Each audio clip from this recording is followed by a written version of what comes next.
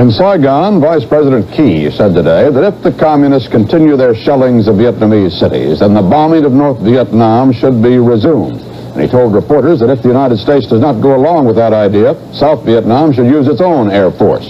Key apparently was speaking for himself. Only a few days ago, President Thieu said his government favored continuing the bombing suspension, at least for the present.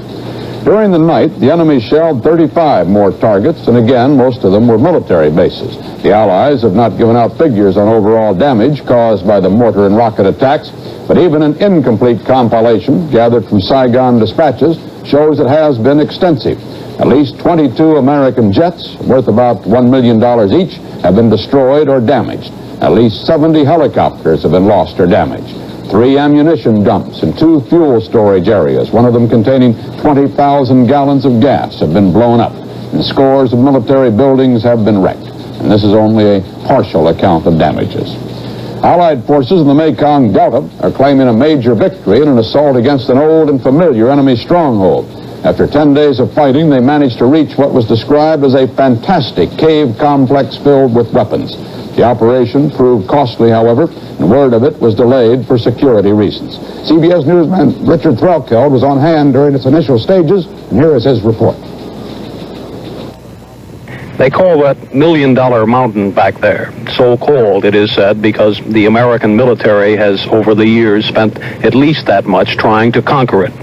Now, they are about to spend considerably more than $1 million, plus a lot of human capital, assaulting it once again, and for no discernible military reason.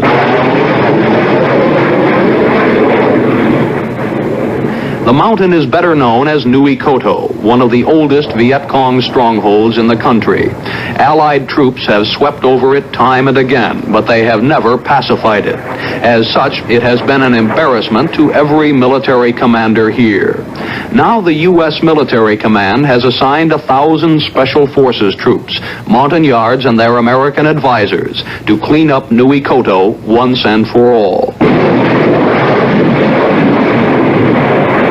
Conquering Nui Coto is a lot easier said than done. It's full of enemy caves and bunkers. Field commanders say there are only about 100 Viet Cong troops on this mountain now, but they've held up 6 companies of Special Forces troops for 3 days now. Behind almost every rock, there is an enemy sniper.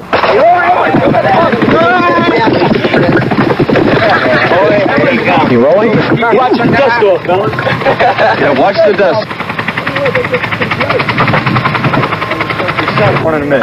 Hey, sir, them goddamn guns have got them pinned. The cost of taking Nui Coto has been high. In the first 3 days of this operation, the Special Forces have lost more than 75 killed and wounded, including several Americans.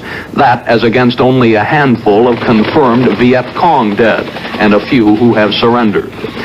And taking Nui Coto is just as difficult as trying to drive the Viet Cong out of the Grand Canyon. They're so dug in, they've been in there for years. And they've got caves, and they're liking caves going just like the Grand Summit operation. And some of those caves would be probably 100 feet, 200 feet deep. We found some caves that had elevator shafts in them, get down inside. And they can move around. A very few men can pin down a battalion up there just because of the positions they've got. See that crack right in there?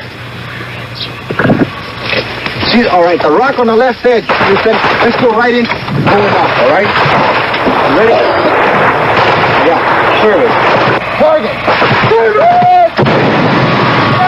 The elite Special Forces have fought well and bravely, as usual, but for a military objective of doubtful value.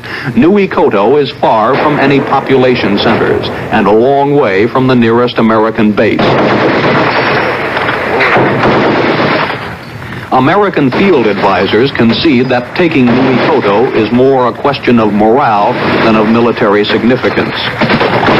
After you've been here for a while and you've seen all the casualties and you've seen a little bit of the hellish terrain here, you come away with a distinct impression that the principal reason that these Special Forces have been ordered to take $1 Million Mountain is simply because it's there. Richard Threlkeld, CBS News, Nui Coto, South Vietnam. In the war, 266 Americans were reported killed last week, the lowest weekly toll of the enemy's spring offensive. The first month of that offensive took 1,406 American lives. U.S. combat deaths since 1961 now total 33,329, and that is just 300 short of the number of Americans killed in the Korean War. The Allied command said that 1,442 South Vietnamese troops died in the first 4 weeks of the enemy assaults. During the same period, communist losses were put at 19,171.